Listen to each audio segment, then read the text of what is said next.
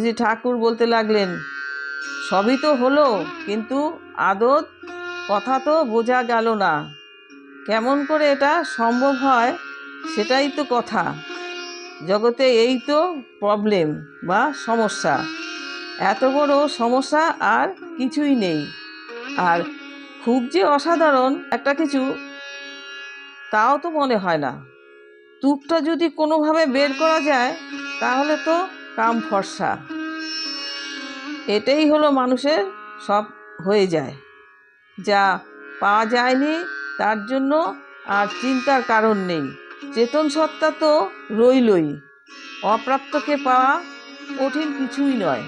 সুশীলদাকে বললেন, আপনি কাল থেকে সব জায়গায় চিঠি লিখতে শুরু করুন। বৌদ্ধমতের ধ্যানের পদ্ধতি, এই বইতে নাকি পূর্বজন্মের স্মৃতির উদ্দীপ্ত করবার পন্থার নির্দেশ আছে, খোঁজ করুন। সুশীলা একজন সাধুর কথা বললেন, তিনি গাছের পাতা খেয়ে জীবন ধারণ করেন।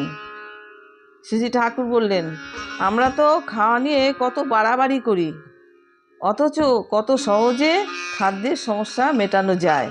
ঠাকুর যেন আজ মেতে গেছেন, বারবার সুশীলদাকে ডাকছেন, একই কথা বারবার শোনাচ্ছেন, সবাইকে ডেকে শোনাচ্ছেন।